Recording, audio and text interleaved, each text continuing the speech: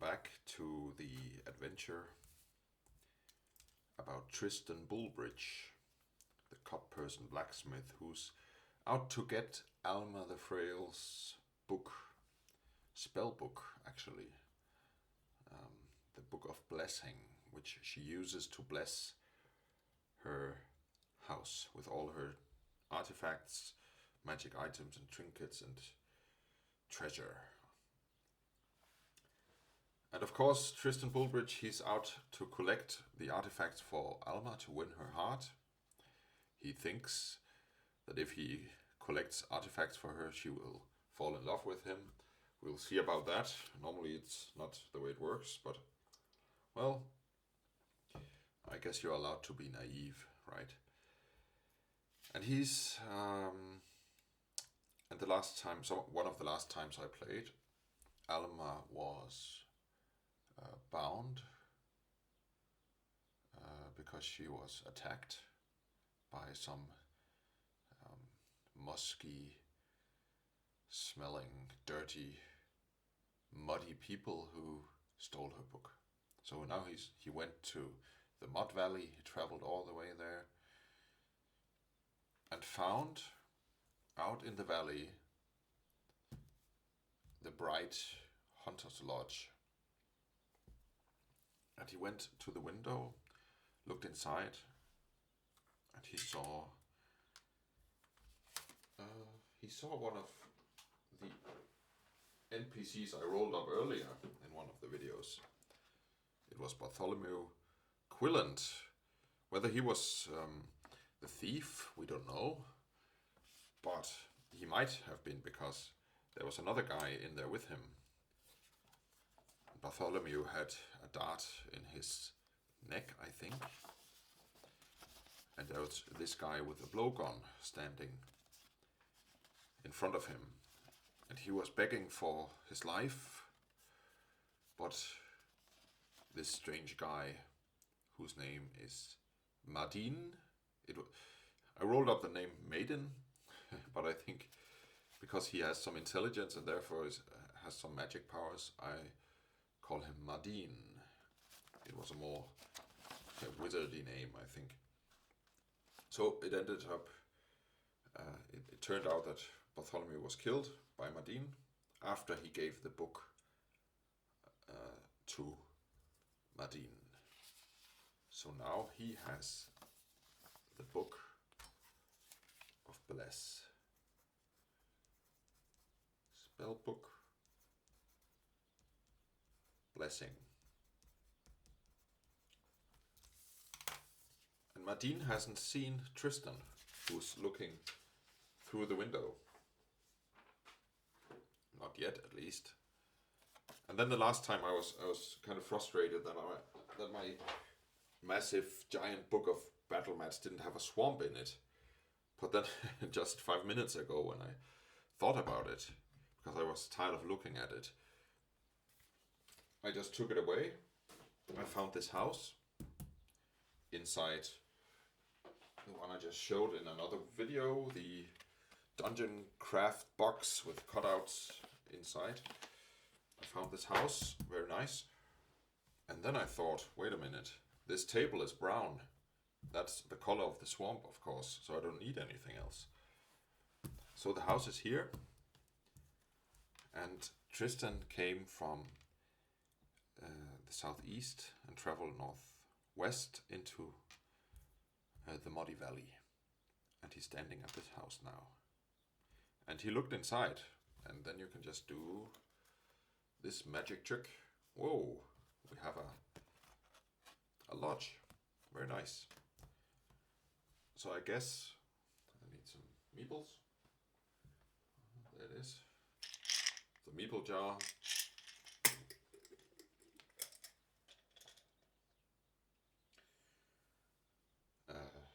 This is Bartholomew, who is sitting or lying near the wall. Actually over here near the bed, right? Yeah.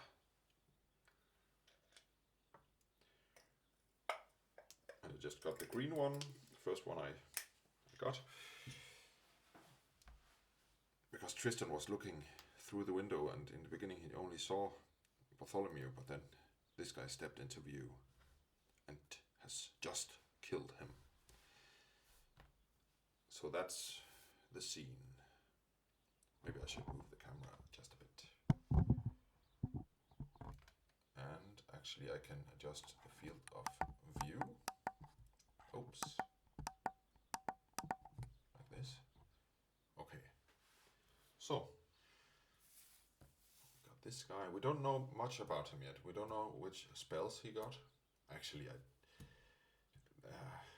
theoretically, I don't even know that he has 2 in intelligence and therefore can do spells, because we actually only saw him with his blowgun.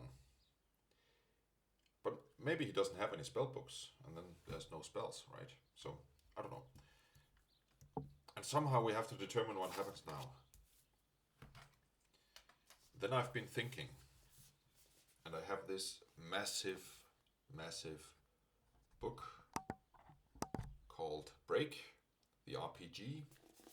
It's just so massive and it's very comprehensive. It's basically an OSR game as well, but it has such nice illustrations inspired by all those old Japanese adventure and RPG games from the Super Nintendo era. And look at this. Look at these info charts, right? Like weapon range, you can shoot this guy in 1 area away or 2 areas away, or you can move and attack, or you can do some other stuff. I don't know. I haven't read this book because it's like massive, but it's very nice to just find stuff that you might import into your other games. So that's what I did. I looked at the injuries, because this one's got injury tables. Normally in Knave, let's say I take damage, I have 13 hit points, which is a lot because I'm a level 3 character now. But when the hit points reach 0, you would start taking wounds. So let's say I have 0 hit points and I take 4 damage. I would have to write 4 wounds onto my inventory. So that would, and all the items in that slot would be dropped. Not broken, but dropped, it says in the rules. I had to check. So for the remainder of the battle, I wouldn't be able to use it, the item. And maybe I would roll randomly which one I would drop, or I would just take it from the top. I think that's what it says in the rule book. I don't know. I would lose all my armor and my weapons first. That's annoying, I think. But I would just write wound, wound, wound, wound. So, then the next time, maybe the enemy has a weapon that deals d6 damage, right? Then the enemy rolls a 6. I would mark 6 more, and then I would actually be down to just 2 left. And the next time there would be a big chance that I would get killed. And that's okay. You can escape. You can do all kinds of stuff instead of just continue on fighting. Actually, you should run away sometimes, right? But if you're up against an enemy who deals d6 damage, I think 1d6 would normally deal an average of 4 damage, 3 or 4 in damage, right? So that would be 12. That would take around. That would take 3 rounds, of course. I'm a bit tired in my head right now. If I only had 10, because I didn't have any, I think it's Constitution. Yeah, if I didn't have any points in Constitution, I would only have 10. Then 3 strikes would probably kill me. So I thought about that, and instead of just losing everything, like Sonic the Hedgehog running into an enemy and just dropping everything on the floor, I thought about implementing this injury system instead. And this injury, in break you don't have hit points, but you have hearts. And one weapon would deal 1 heart of injury. And when you lose all your hearts, so you don't roll for damage in break. That's the point. But when you reach 0 hearts equal to 0 hit points, you would roll on an injury table. And for the first, it says here, roll on the injury table on page 260, okay. And then it says, for the first injury sustained in a fight, use the result for 1, green 1, light injury. Okay. So I'd go for the injury table. I think I have to make room for this on the table. So this is the injury table. And then I would roll 1d20 because it's the only die you use in break. Actually, you only use 1d20. So I would roll. I rolled a 2. So I would take the green result. There's also the orange result with a Roman numeral 2 inside. And then there's the red result with 3. But that's the second time I would take damage, and the third time I would take damage. Not damage, injury. But this is the first time, so it's only the green 1.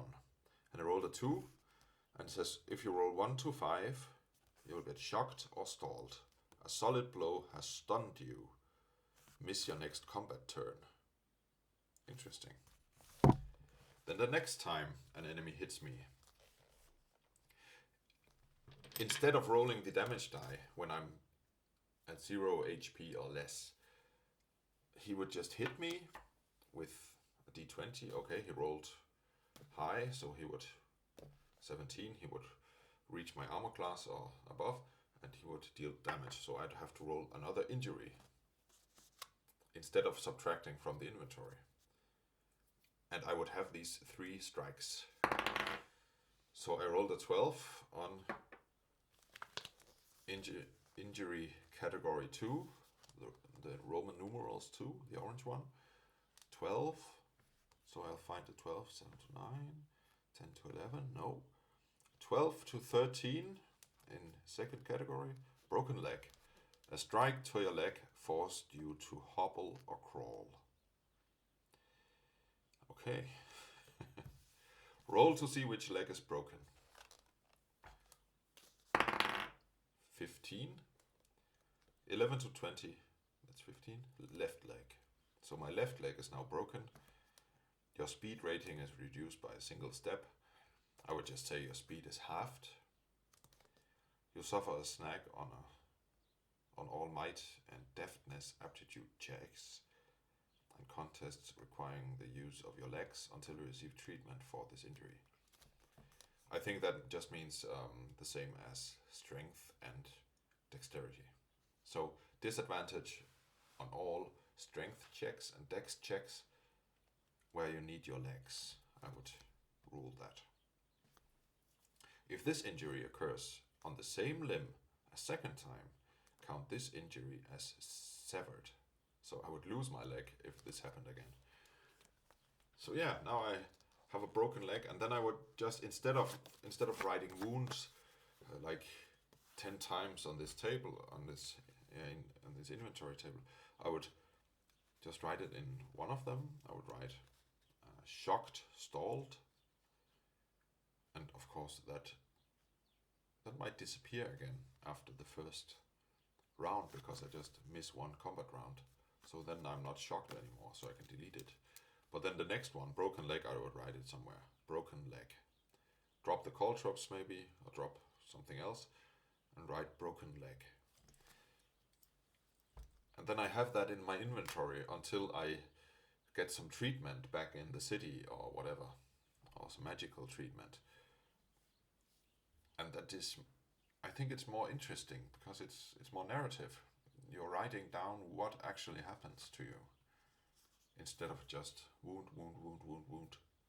Of course, you could just hand wave it and say, okay, I got hit in he shot me with an arrow in the left foot. So now I have a pierced left foot, and I could write that as well. But I think it's cool because it gets quite deadly as well. And actually, when you roll the third time, there's a great risk that you will actually die or something similar. Just like rolling damage 3 times with a d6. So let's say I got hit one more time. I would roll for the injury table. 5. Now I have to look at the red Roman numeral 3. 5. Wounded. You've taken a non-fatal but significant wound. Oh, I got lucky. Your maximum heart total is reduced by 1. I would say your max hit points would be reduced by a third, because I think normally you have 3 hearts in this game. And you receive treatment until you receive treatment for this injury. Yeah, so my max hit points would be down until I return to town, so that the rest of the adventure I wouldn't have that many hit points. If this injury reduces your heart's total to 0, count this injury as quiet death. So I didn't understand this. I thought it would only occur at below 0. Injuries are lingering ailments sustained after losing all your hearts in a fight or from other significant sources of harm. Okay. So if I'm below 0 hit points or 0 hearts, if this injury reduces your heart's total to 0, well, I am already at 0, right? Count this injury as quiet death. Then I would find quiet death. You are killed instantly without theatrics. Very nice. You're dead. Your body is recoverable, so perhaps there's a chance at some unnatural resurrection. So yeah, you can die in different ways. Mutilated, mortal wound, quiet death, and messy affair. So I think I would like to try this injury table the next time I get below 0 hit points. It hasn't happened yet, so it might be a while. But it might suddenly just happen, right? Okay, back to the story. So Tristan here is still looking inside the window. And I think I would like to, because he has a blowgun and I'm a strong knight, I think I could beat him in a fight. Of course, I have this meta knowledge. I know that I think he's level 1 at least.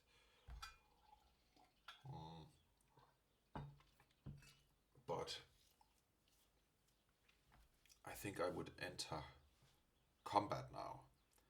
And obviously he would be surprised. So I have this 1 round where I can do something. Surprise him, attack him, do something else, run away without him ever noticing me. But he has the book I want. So,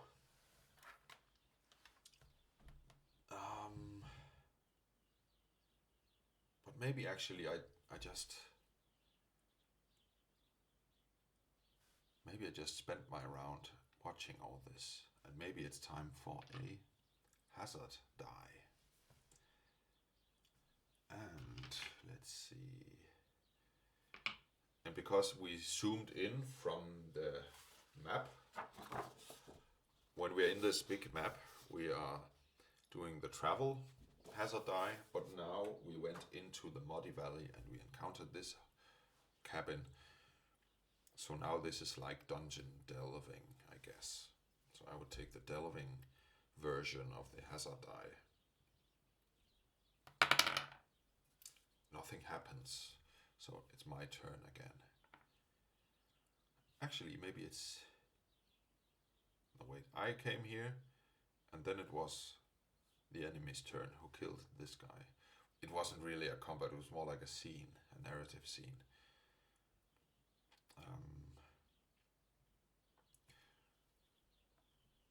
But there wasn't an encounter or anything, so I can do something now.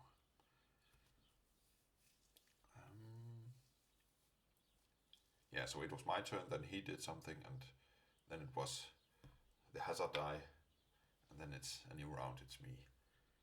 I don't have anything to shoot. I have a knife. I might be able to throw a knife, but it's more like, it's not a dagger or a throwing knife, it's more like a tool. Just sipping some coffee. Man, what should I do? Let's see where the wall is. I need the direction die. Southwest. No, it's not southwest because there's a big knight's armor here. And a treasure chest. I guess the door is down here. That would make sense. Away from the bed and from the stove. Yeah, there's a door here. And then I actually have these other tokens. You have to use your tokens when you get the chance. So first of all, I take out all the big ones from Dragonbane. Oh yeah, and this is from the Dungeons and Dragons starter set from the year 2000, 3rd edition D&D.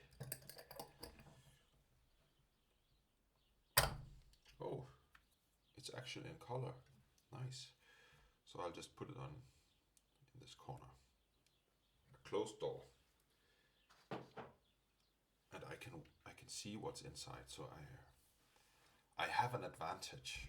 But if I make a noise, he will hear me, of course.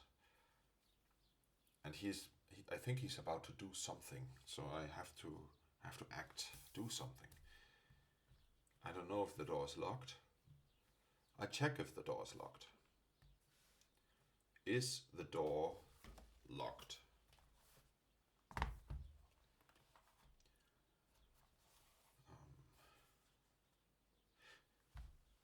I was just thinking that Mardin came here somehow. Did he just enter, or did he stay here for a while and waited for Bartholomew? I don't know, so it might be, if he just came in, it might not be locked.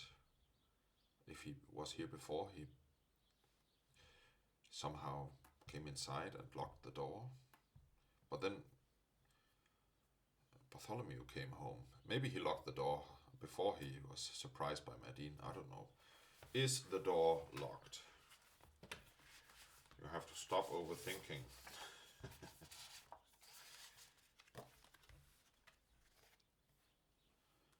Let's see. I think it's actually likely that it's locked. And we have a chaos factor of 5, which means it's a yes on 65 or below. 37. Yeah, it's locked, unfortunately. Okay. So I think I'll have to enter through the window. That would make a lot of noise. But I'll do it and surprise him and have a combat. I need something to happen now. So, Tristan is jumping into the window. Well, actually, he breaks the window first with his morning star, of course. Not a sword, but a morning star. So he bashes through the window with his morning star, jumps in,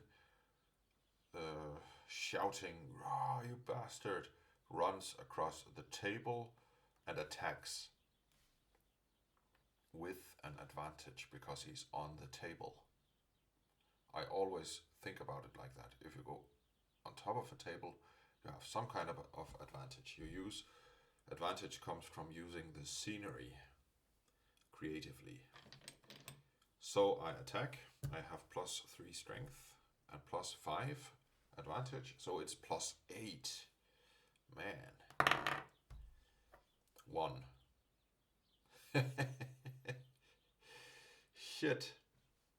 Which means, of course, my morning star breaks. Holy Moses. So the morning star is now broken. I only have my knife and my caltrops and my shield.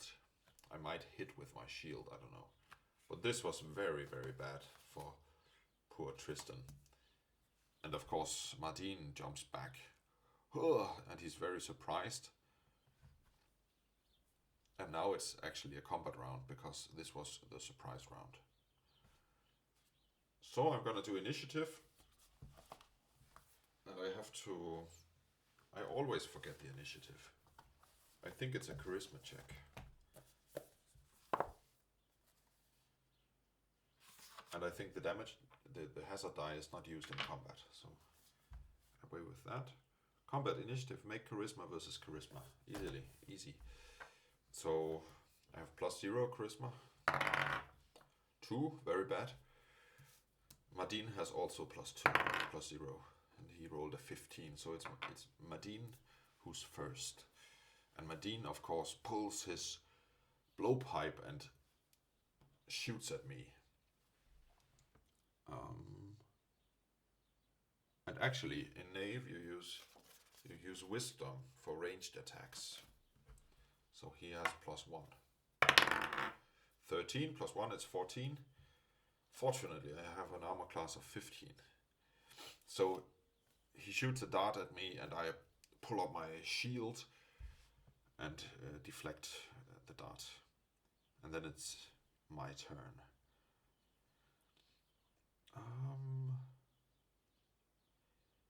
I think I'll use my shield as an improvised weapon. And improvised weapon that's not a rule in Knave, but I think it's less than a D4, because a D4 is something like the dart or short bow or stuff like that, I think. So improvised weapons need to be poorer or worse than that.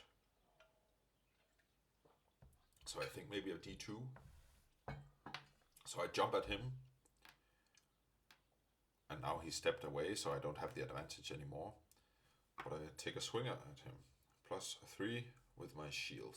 I took it off my arm and just hit with 2 hands. 18, and I hit him. I definitely hit him. And I do 2 points of damage. Now we have to see how many hit points he has. Let's see. He has 1d6. Let's ask the Oracle, is he a level 1 character? I only gave him 3 points, so it's likely, actually. So it's 65. Yes, he is. No, he's not a level 1 character. 69. Oh, is he a level 2 character?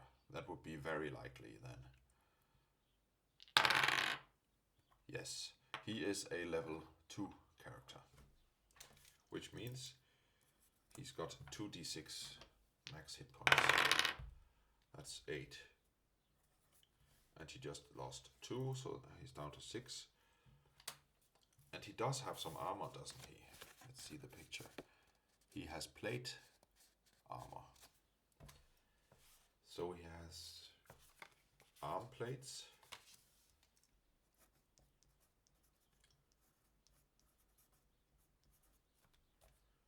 And chest plate.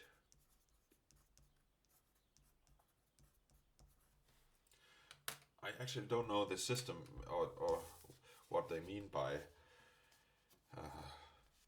is the armor system a cumulative? So if you have a plate, you also automatically have all the stuff underneath that. So you would have the chainmail and the gambeson as well. I don't know, really. I guess not. He just has these 2, so he has an armor class of 11 plus 2, the 2 armor points, that's armor class 13. Okay. So he took damage. So now it's his turn. Should we do initiative again? What does it say? Make a charisma versus charisma check between the side's leaders to determine which side acts first. On a side's turn, all of its creatures in any order may move and take one other action, such as an attack, spell, casting, blah blah blah. It doesn't say if you should do it every round. I guess not. So he takes out his blowpipe, but he has to move away. He moves away and shoots at me. 11 plus 1, he doesn't hit me. It just hits my helmet this time. Ding!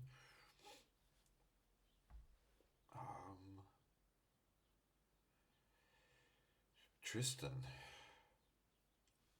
wonders if there's a weapon at Bartholomew's corpse. Let's see. I did give him an entire inventory. A bullet crossbow. A minimalist bullet crossbow.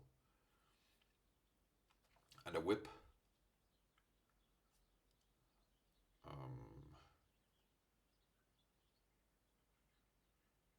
Yeah, it's a shootout. He runs over. I run over and grab the bullet crossbow.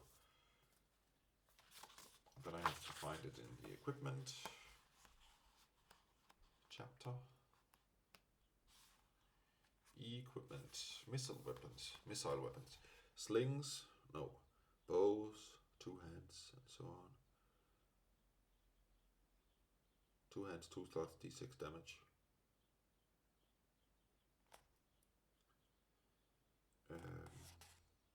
Yeah, I guess it's 2 hands,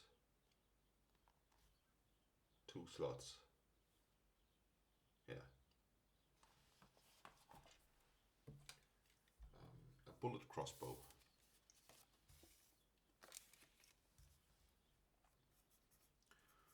Bullet crossbow. And it's 2 inventory slots, so I'll just write it up here as well. Bullet crossbow. Okay. And then I shoot at him. Maybe I have to run over there, I have to find the crossbow, and then I have to take aim and shoot, so I think it's at a disadvantage. So I will get -5. I have a wisdom of 2. So it's only -3. 5. I definitely don't hit anything.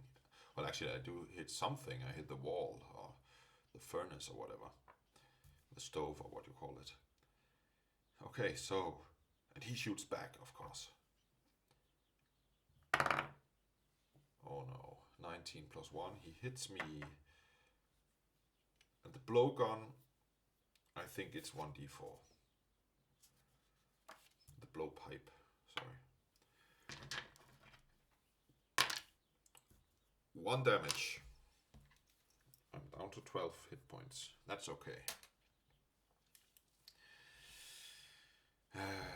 I'm not hit, but I'm a bit exhausted now. Because I interpret hit points as a kind of stamina. When you get to 0 hit points, you begin taking real damage, just like the game Into the Odd or Cairn or stuff like that. Until then, it's just your ability to fight.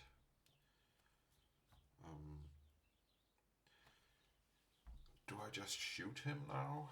One more time? No.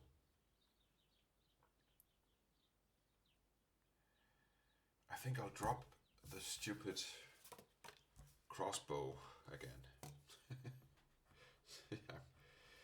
I'm indecisive, I know.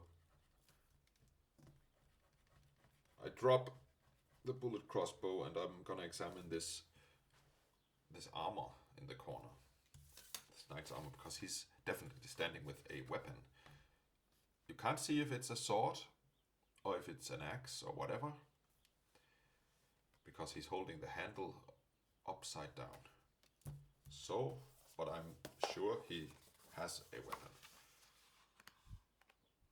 Because what you see is what you get.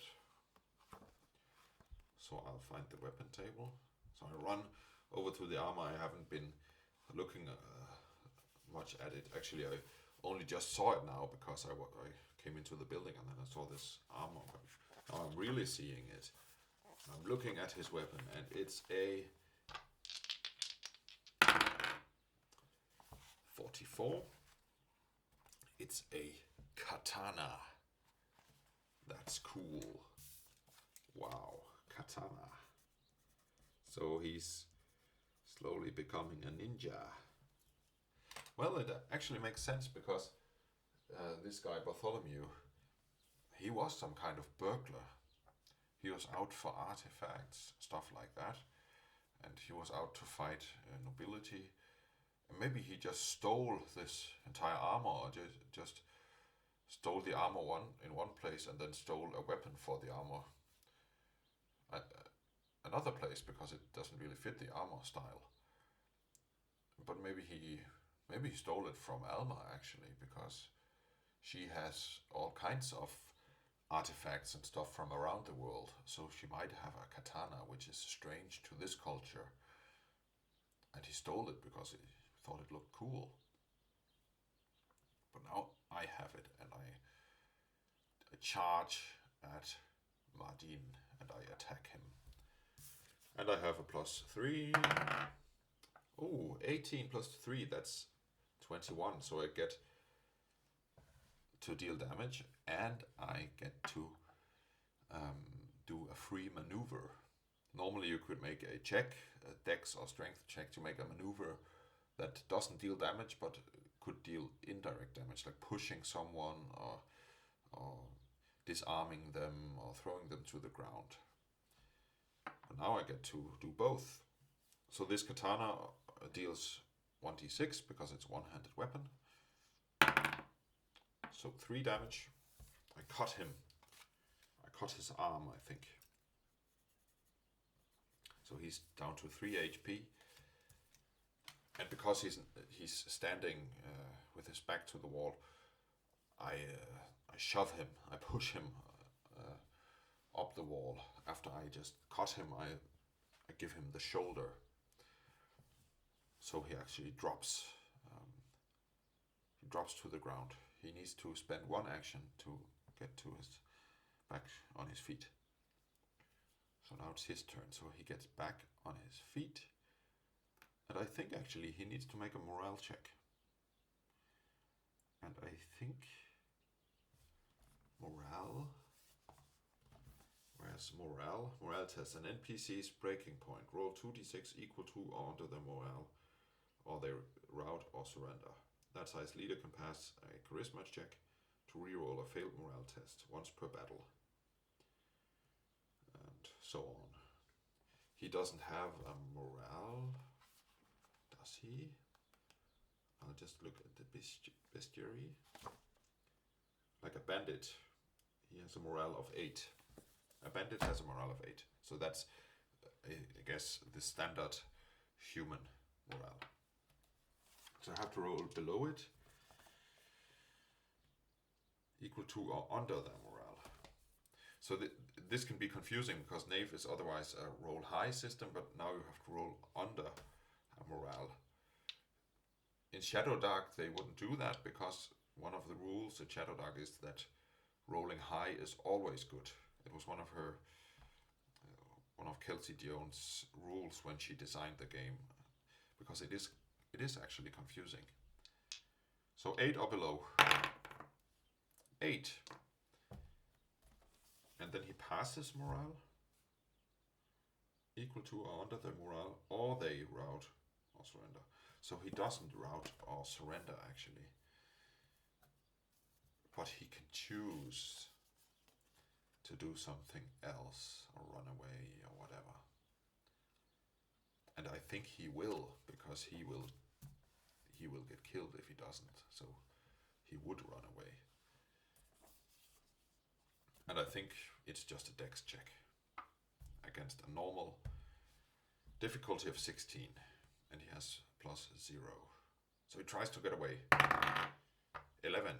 Doesn't work. He tries to run up on this chest and over the bed, but he slips and he's still standing here.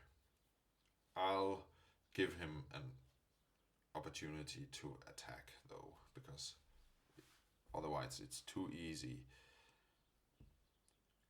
But not with his blowgun, because he's... Actually, he will try to grab my sword. He will make a strength test against my strength. So his strength test is 18, and mine is 11 plus 3, that's 14. So actually he grabs my sword now, that bastard. So I'll have to delete the katana, and now he has it.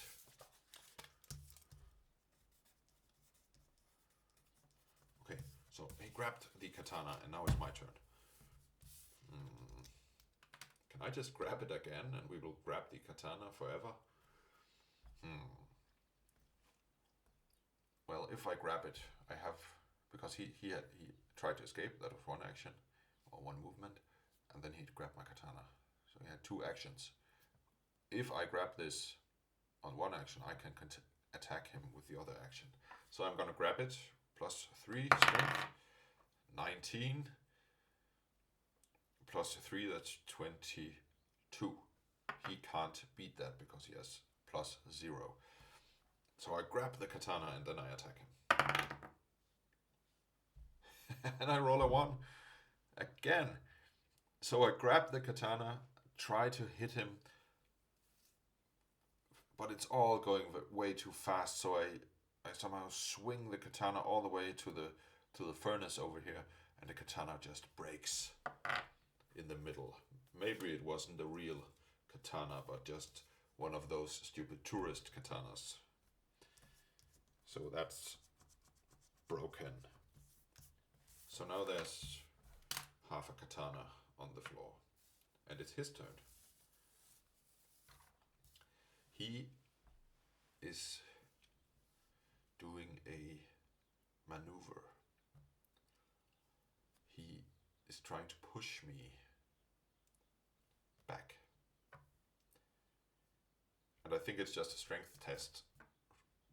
It's not opposing, because I'm not prepared for that. So he just attacks with strength. 13. Nope. It's below my armor class, and it's also below 16, which is the normal difficulty. So he tries to push me away, and it doesn't really work. And he's trying to push me one more time. No, he's trying to escape. Otherwise, that would be stupid. So dexterity check. He rolled a 17, so he got away. So now he tried to push me, and it didn't really work, but then he slips right under my arm and runs out through the room, across the room, uses all of his movement, and gets to the locked door. No, he's not stupid. He knows the door is locked. So he jumps onto the table and out the window. And now I think I have one opportunity to follow him with a dex check. I have +2. 6 +2, it's 8. Nope. I'm actually quite confused. He's so quick. And I'm a big knight. I'm not that quick. And before I know what's happening, he's just out the window. And he runs away out into the swamp. And he got away.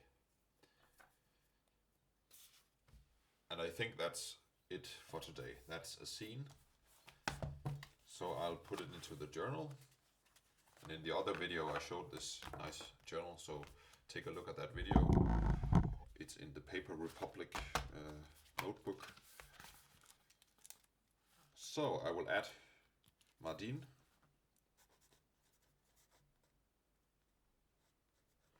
To the character list now. Bartholomew is dead. And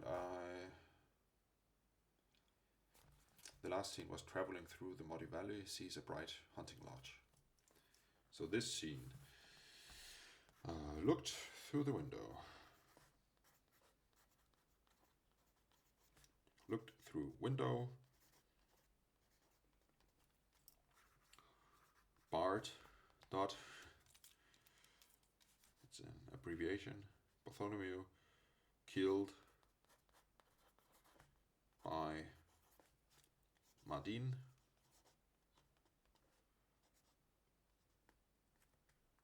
Mardin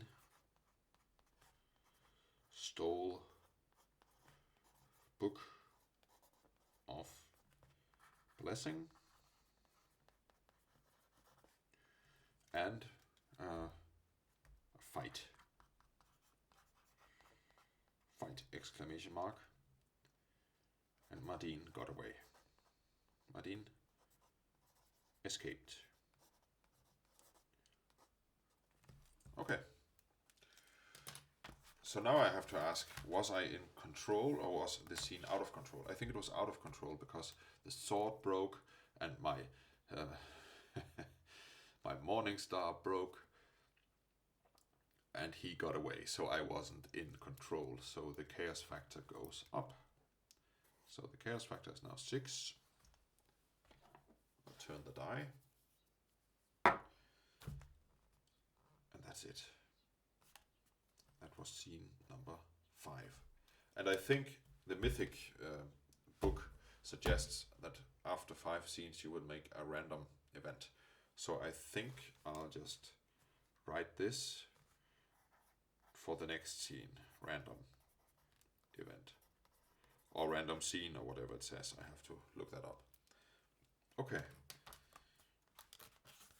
And that was actually it. That was the bookkeeping. I've been dreading the bookkeeping, but actually it's quite easy when you get the hang of it. So yeah. Actually, maybe I can put the Knave book into this. It doesn't really work. I need some kind of bag for these two and for a small bag of dice. Then I would be able to bring this stuff everywhere, and I also have to bring my Anbernic, the ultimate gaming bag, right? Oh yeah, and by the way, I would have used, if I had rolled a random event or random encounter on the hazard die, I would have used Dark Souls this time because it has one of the places from the first Dark Souls game is, of course, Blight Town. So I would have rolled a random encounter from Blight Town. I might do it the next time, who knows? Maybe it happens. So yeah, I hope you enjoy my playing videos.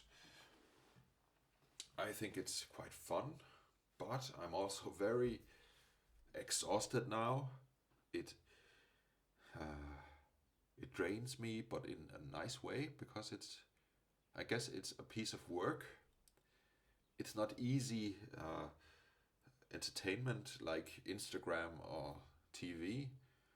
You have to work with your brain to make this happen, but it's rewarding in a deeper way than those easy things. And I like the outcome of it, although I'm wasted right now. So yeah, let's put Mardin away, and the next time he can loot the room and the body, and that will be interesting. I also thought about incorporating some weapons from Dark Souls, actually. So maybe he'll find some special Dark Souls weapon now that he's lost 2 weapons today. So we'll see. Thanks for watching. Have a nice day. Bye.